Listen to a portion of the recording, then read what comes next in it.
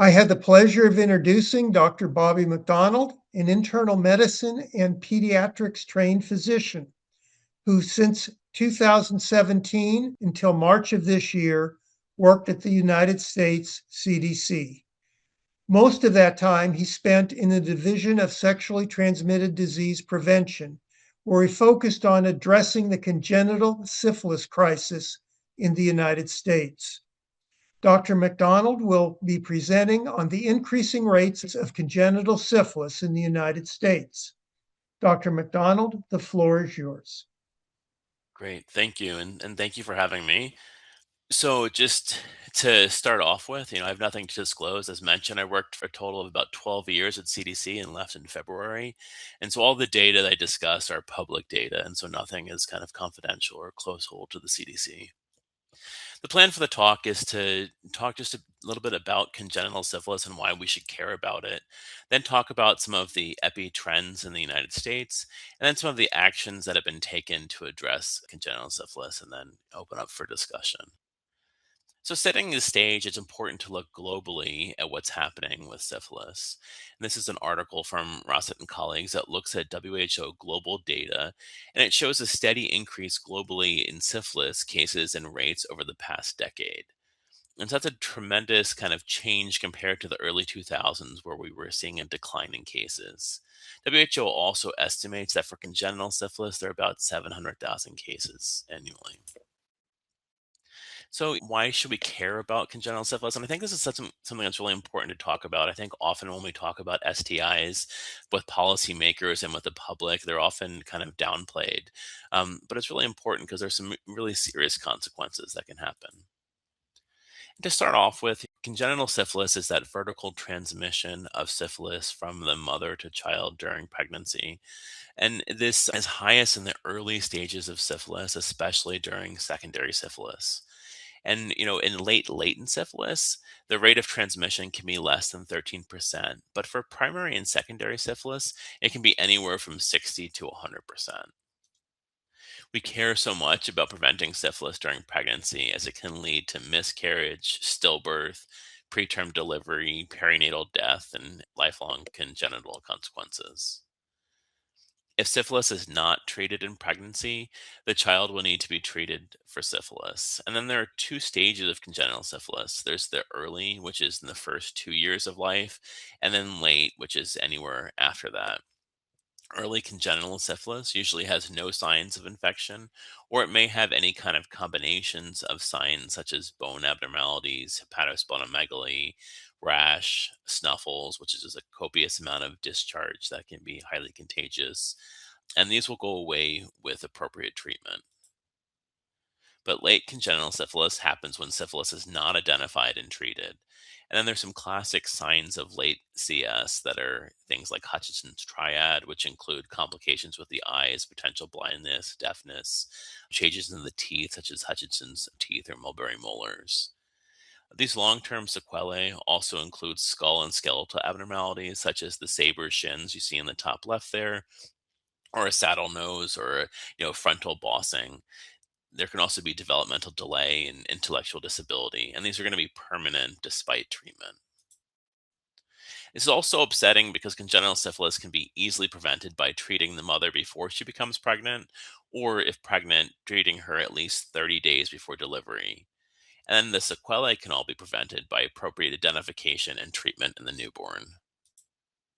So, getting a little bit into the epi trends in the US.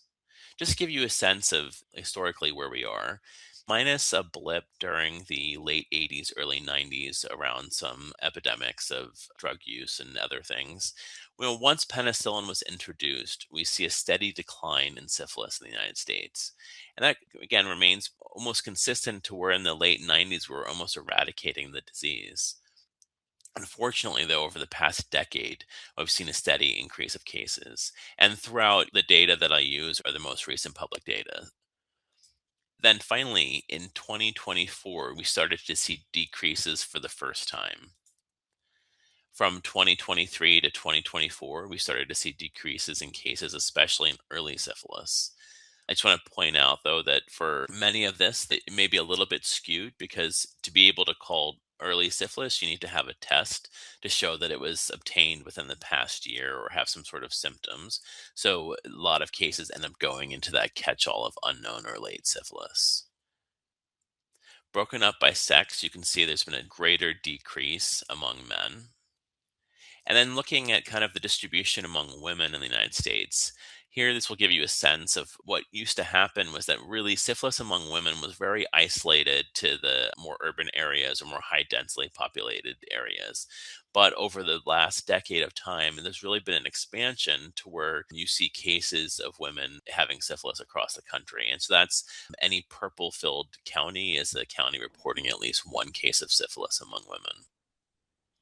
Over the last decade, congenital syphilis, shown here on the right, has diffused across the nation with rates and distribution mirroring syphilis among women, which is shown on the left. Again, it's not that surprising.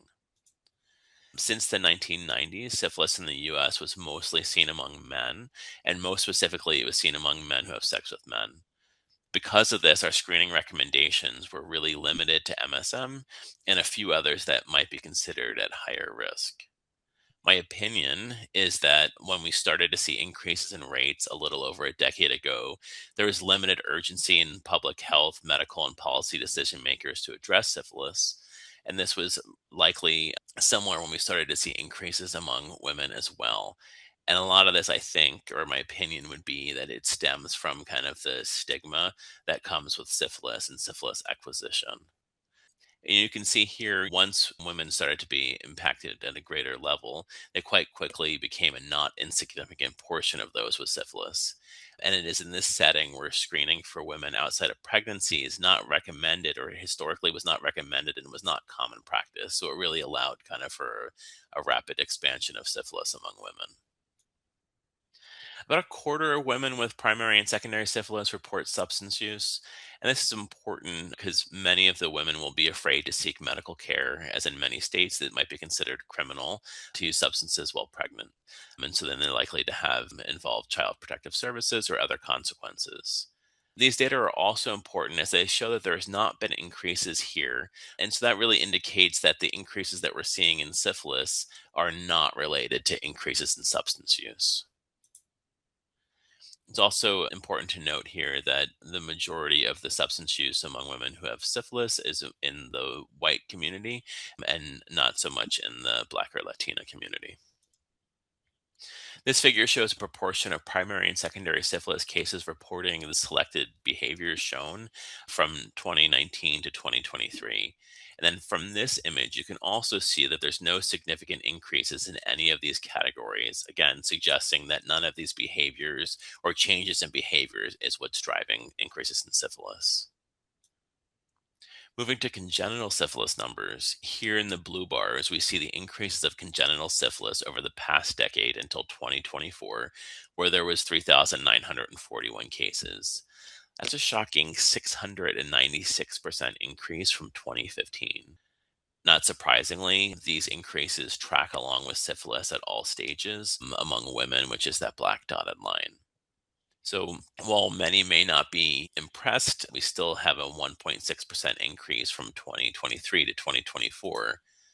This is actually really exciting when it comes to seeing a consistent leveling off of new cases. For a while, we were having increases each year as high as 30%. So this is really an important decrease in the rate of cases each year. Unfortunately, we continue to see high rates of numbers of deaths and stillbirths. But for the first time in 2023, we did start to see a decrease in infant deaths. As far as disparities in the US, first we look at the rates of primary and secondary syphilis. We can see that the American Indian Alaska Native, that top line there, that community is disproportionately impacted by syphilis.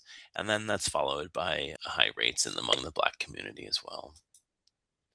Then it's not surprising then that we see these disparities then represented among congenital syphilis outcomes. Here, the American Indian community has an alarmingly high rate of congenital syphilis outcomes, meaning that a relatively small community is feeling a significant impact of congenital syphilis. And looking at the disparity numbers from a slightly different perspective shows that the Latino and Black communities also are disproportionately impacted. On this Sankey plot, the percent each category makes up of total live births is on the left side, while the right side shows the percent each category represents among congenital syphilis outcomes. So while Latinos make up 26% of live births, they account for 30% of congenital syphilis cases. And the Black community accounts for 14% of live births and then represent 30% of congenital syphilis cases. So, with all of these data that we're showing, I'm by no means hoisting a banner and saying mission accomplished, but this shows that this slowdown of cases is really kind of a super exciting trend that we've seen. And I think it's important to kind of look and see some of the interventions that were made to try to get towards this and things that we can continue to do. So, first off, prior to 2021, a lot of the efforts around congenital syphilis were really directed at public health and sexual health groups. And these groups continue to be essential and they really make up the bulk of people who are passionate about addressing congenital syphilis. But around 2021, especially at CDC, but overall, they started to make a larger push into general medicine. Many of us that work in congenital syphilis were quite surprised working in large academic settings, and we would find clinicians who are not aware of a resurgence of syphilis or of congenital syphilis. And so we really wanted to make sure we started to push that message out. And so for many of us who had our training in a time when syphilis was on the way out, we often didn't learn much about it, and it often then doesn't show up on a differential. So there's really a strong effort to kind of broaden the communications around this. Also, too, it's important, another community aspect that we have to think of addressing is policymakers and really trying to get into messaging that helps policymakers understand the importance of congenital syphilis and syphilis. And it can be quite a challenge in coming up against lots of stigma. When we look at missed opportunities for preventing congenital syphilis, we look at no timely prenatal care, no syphilis testing in pregnancy, and a lack of adequate treatment during pregnancy. In 2023, most recent data show 40% had no documented prenatal care, while 42% had no syphilis test during pregnancy, and 40% did not have adequate treatment. And for those wondering about the math, some women receive a syphilis test outside of prenatal care. So obviously, we need to increase our screening during pregnancy, but we are faced with the fact that prenatal care is not consistent and not easy for all to access. So, really, to address congenital syphilis and to prevent it, we need to stop syphilis in women. And I know that's not a groundbreaking statement, but for many clinicians, they do not regularly test non pregnant women for syphilis. So, kind of talking a little bit about how we got to this situation, screening recommendations for non pregnant women in the recent past included a history of incarceration or transactional sex, geography, race, ethnicity. And this often actually has led to a bit of stigma around screening for syphilis, whether it's coming from the clinician having their own sense of bias over who they're offering testing to, or over people not wanting to be stigmatized by being tested.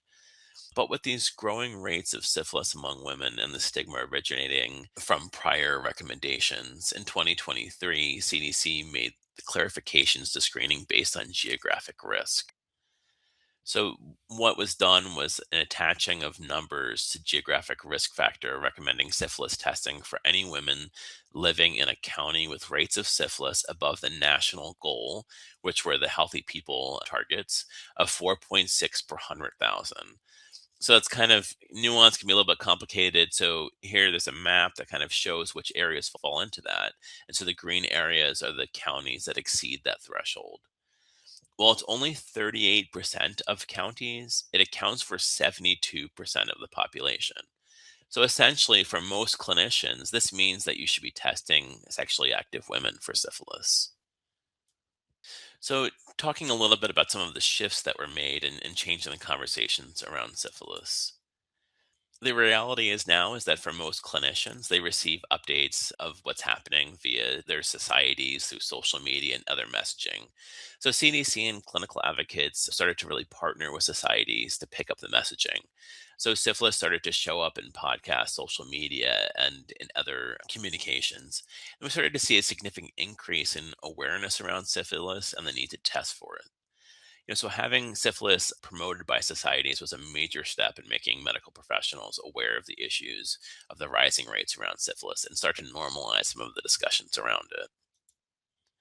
States have been at the forefront of addressing the congenital syphilis crisis. And to give you some examples of different responses around the country, in Virginia, they stood up an emergency response like IMS structure to address the syphilis increases in the state. States like Arizona and Colorado set up dashboards, like you can see here, to address syphilis testing and treatment.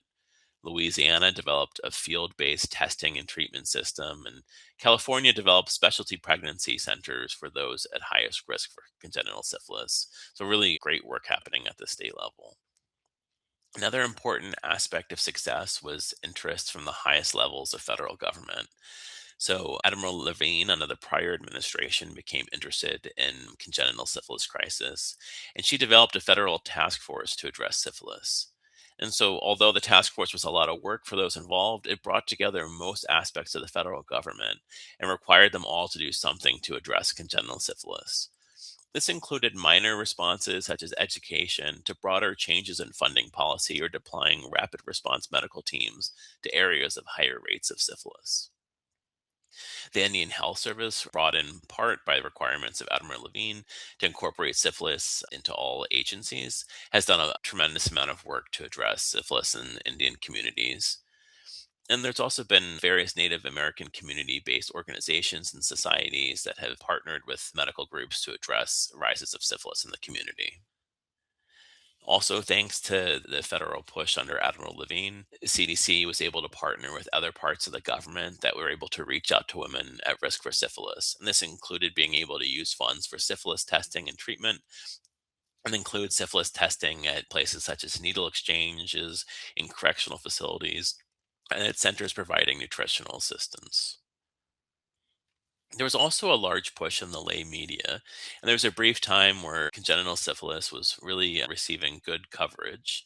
And it's amazing the impact of good stories in the media that really bring attention to syphilis and congenital syphilis and change some of the conversations that people were having. So globally, there are some countries that are doing really well at controlling syphilis, controlling congenital syphilis. But unfortunately, we're seeing a surge of syphilis in many countries. On every continent, there are countries where syphilis is surging. Mostly right now seem to be in high income countries, but my fear is that it's only a matter of time before we're seeing it on the rise in lower income countries as well. So, kind of in wrapping up and in summary, what can we do to better address syphilis? For the past decade, the US has seen these sharp increases in syphilis and congenital syphilis. And after a lot of effort, we were fortunate enough to see a little bit of a leveling off of cases.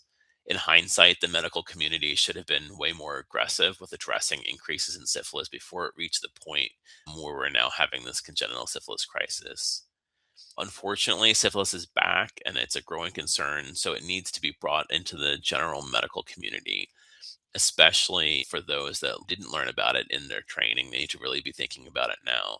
Similarly, there have been some successes in making the general public aware of these increases in syphilis, and that's really helped decrease stigma. But we need to talk more about testing about syphilis and work to decrease the stigma around it. As a scientific community, we were able to come together and have quick development of tests for COVID. With Mpox, we were able to develop rapid tests as well. Meanwhile, most of our tests for syphilis in the US are old and outdated and complicated. Similarly, we need to have easier treatments as well for syphilis. So hopefully we continue to see decreases of syphilis despite current curtailing of public health efforts in the US. I really hope that some of these efforts that have been started can kind of maintain for a while. But to do this, again, we're going to have to keep talking about syphilis. We have to make sure we're testing for syphilis, make sure that women are being tested for syphilis, and in general, pick up some of the areas where traditional public health has been disenfranchised over the past year. So, really work as a medical community to continue to address syphilis. So, that is my summary. I'm happy to take any questions or have any discussions.